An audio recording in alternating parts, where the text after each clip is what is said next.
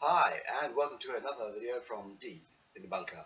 Today is my top 11 tips for staying hydrated in drought.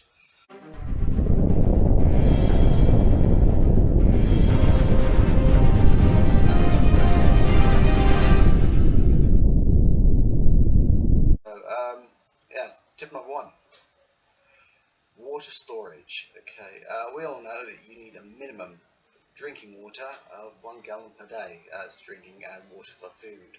So, even though I don't have massive stored, um, family of 5, we're going to say 5 gallons a day.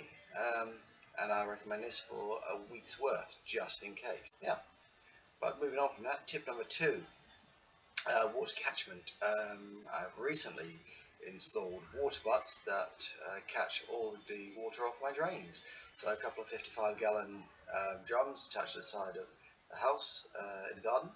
So when it eventually does rain, it will catch it, and I can use that for um, you know, non-drinking stuff, so stuff like flushing the toilet, watering the garden primarily, yeah, and sanitation also. Consider I don't really want to be, let's say water has been turned off to the property, I don't want to be using my drinking water, my 1 gallon a day, on mopping the floor, but sanitation is important. Sanitation of the property, kitchen area, etc. So that water can be used for that and boil it up, and it'll be just fine. Number 3, foods that don't require um, great amount of water to cook.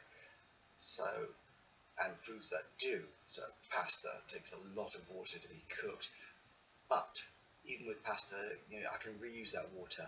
I'd envy that nice little slick water you got. I would use that to flush the toilet with, because yeah, unbelievably in this day and age, we flush toilets with drinkable water. That is it's a crime. Personally, I'd use grey water if I had a grey water tank in the roof, but I don't. Um, Maybe something for me to think about. Well, definitely something for me to think about in the future. Yes, but foods that don't require a great amount of water, so microwavable rice, you know, and I can do that with my preps again. I've got my tins of chili, so literally tin in the pan, on the hob, go, microwave rice, done. Okay, so that was number 3. Number 4, using a watering can instead of a hose. As I say, it's imminent that there will be a hose pipe ban, so I'll be using my watering can to water my vegetables, my fruit trees. They do take a lot of water, but the reward is there for me at the end of the day, and I'm not going to let them die. However, what I will let die is my grass. I will let that go brown, and don't worry about it one bit, because it comes back year after year. It's a weed, it's not a problem. So let it go brown. Yeah, don't worry about it, don't even think about it. The rest of the plants in the garden are hardy. I've got rose bushes, etc. Their roots are deep, they can sort themselves out. I'm not going to bother with them either. Okay.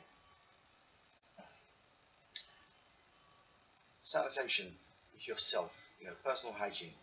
Okay. As everyone who's ever been in the armed forces or especially the Navy will know, a system of showering called ship shower, which means you get in the shower, you soap yourself up fully over, you get yourself lathered up with your soap, okay, then you turn the water on, only to rinse the soap off. Okay. Once it's all gone, you turn the water back off, you get out and you dry. This is what they do in the Navy, this is what they do on ships, because ships don't have an unlimited supply of fresh water. Okay?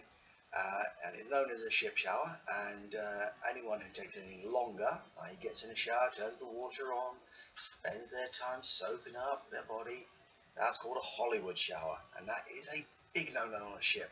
So therefore, in a drought situation, that's a big no-no as well. Water conservation is going to be a vital thing in a couple of weeks.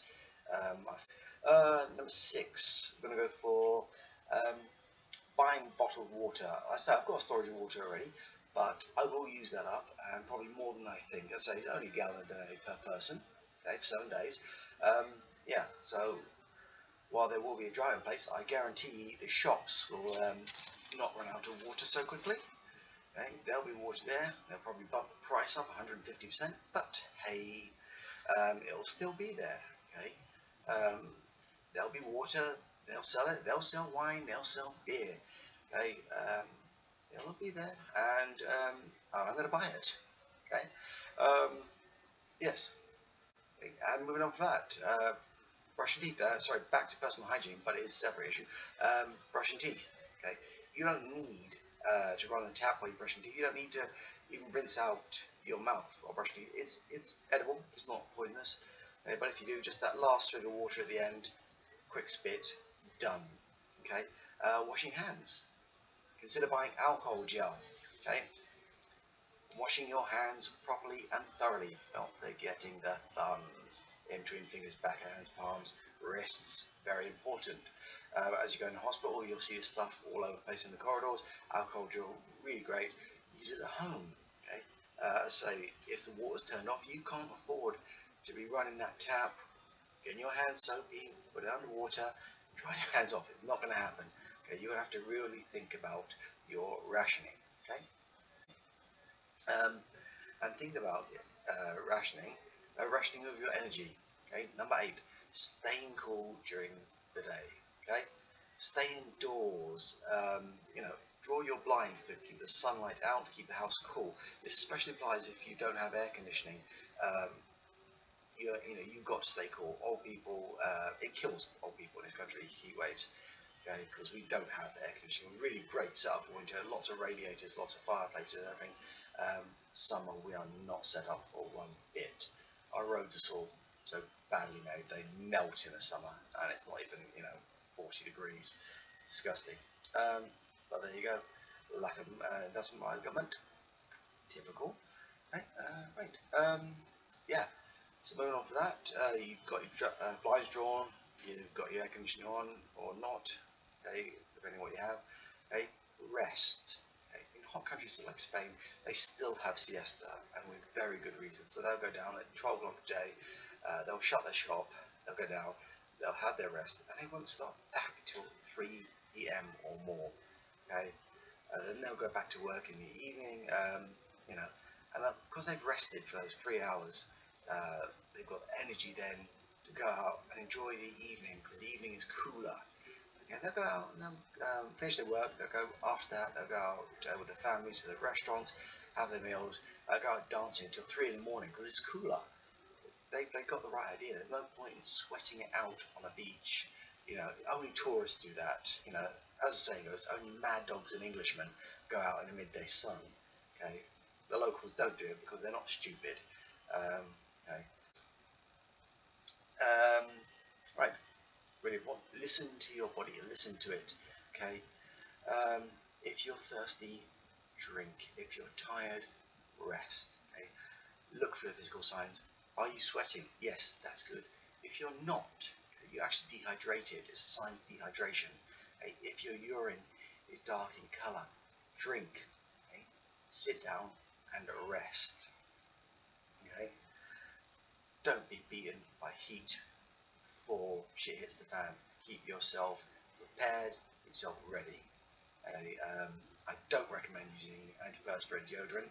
It's a really bad thing. I know you're gonna smell, but hey, you don't want to go down because that it is what it is. Antiperspirant. It will stop you perspiring. It will stop you sweating, and that's how we humans stay cool. We sweat. Okay. Thank you for watching this video, and please post any comments below of your practical experience of living through drought situations. As I say, my father lived through it in 1976, and looks like I'm going to be, and my family's going to be living through it now, because the weather forecast is to be dry for the next month or so. Yeah.